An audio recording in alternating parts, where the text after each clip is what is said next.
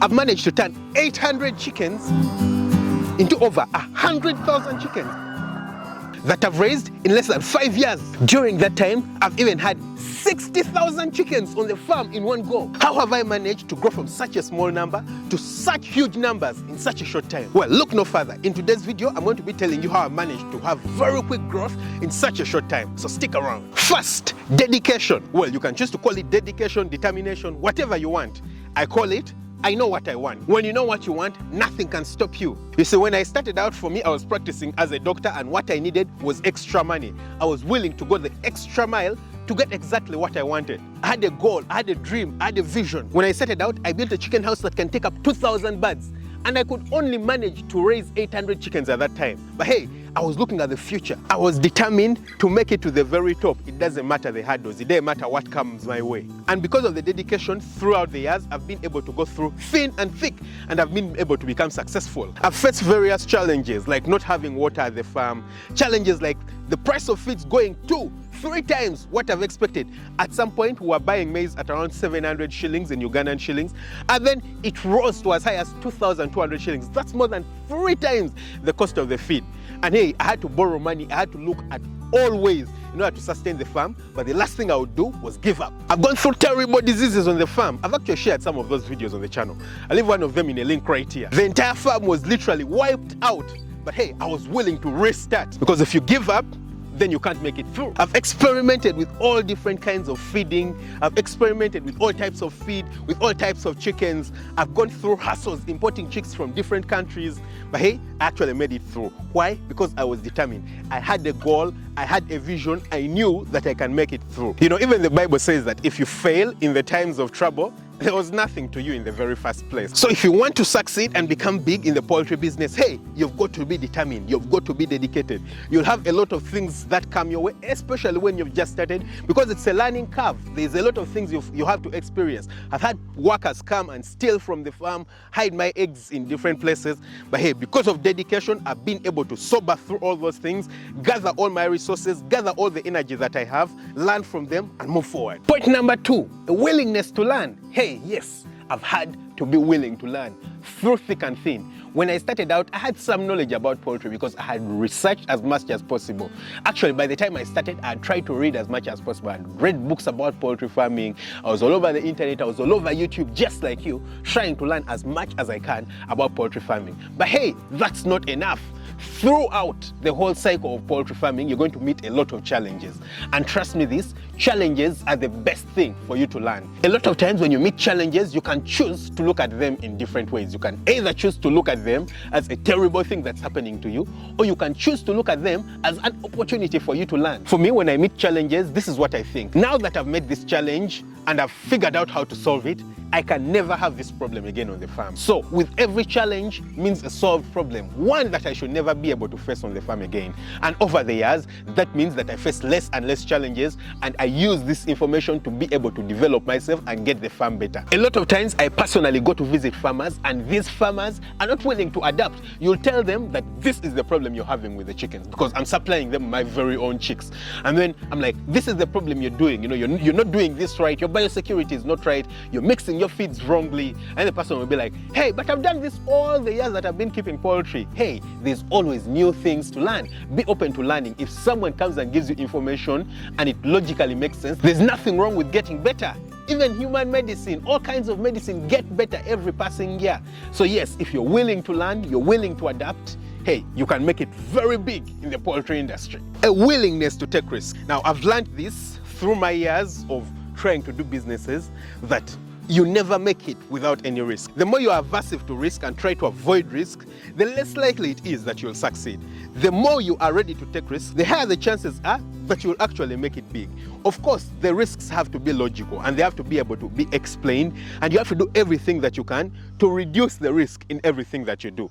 But hey, you have to be willing to take risks. A lot of people, when they talk about poultry farming, when they think about poultry farming, the first thing they think about is, poultry farming is too risky. The chickens can get sick, people can steal the birds, the prices are so volatile for feed, the prices for chicks and eggs are so volatile, the prices can change anytime.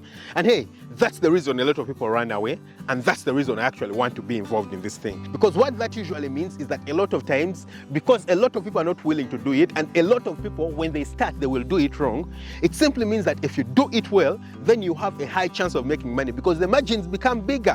When you start a poultry project, for example, if you decide to start with this chicken structure over here, this over here can take up to 2,500 birds. Inside here I have about 2,700 birds. Of course, the goal is 2,500. Once in a while, I might have a loss and a dead bird and everything. In the end, I want 2,500 birds over there.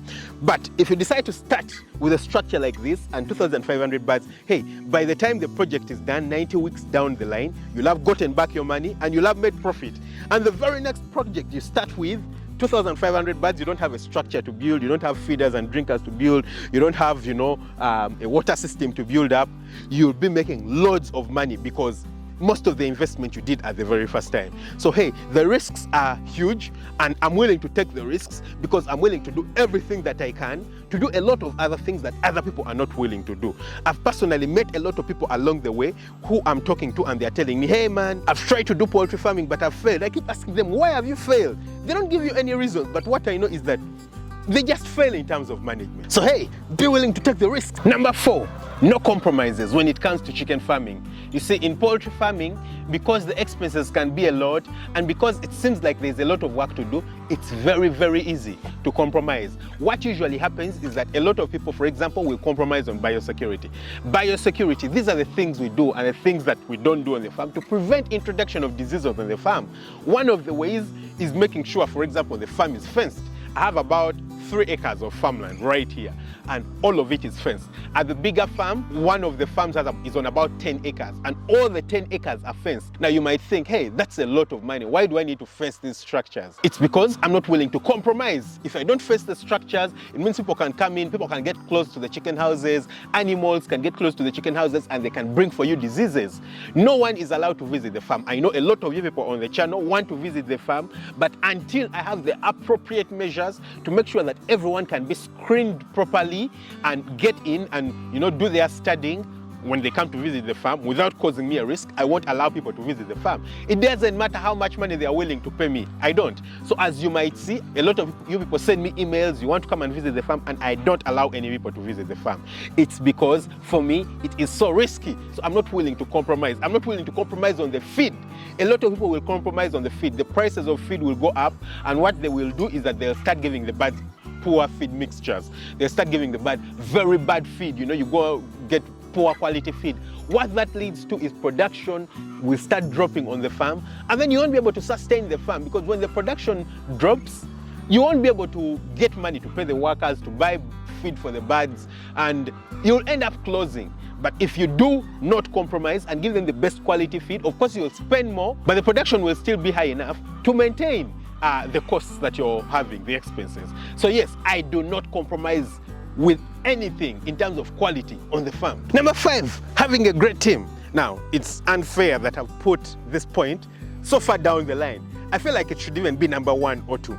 Having a great team is so important in being successful because honestly, I could never have made it alone. It's 2 farms that I'm running at the moment. One 400 acres, one 3 acres, one with capacity of 5,000 birds, the other with capacity of 60,000 birds. Now, I cannot be in both places at the same time.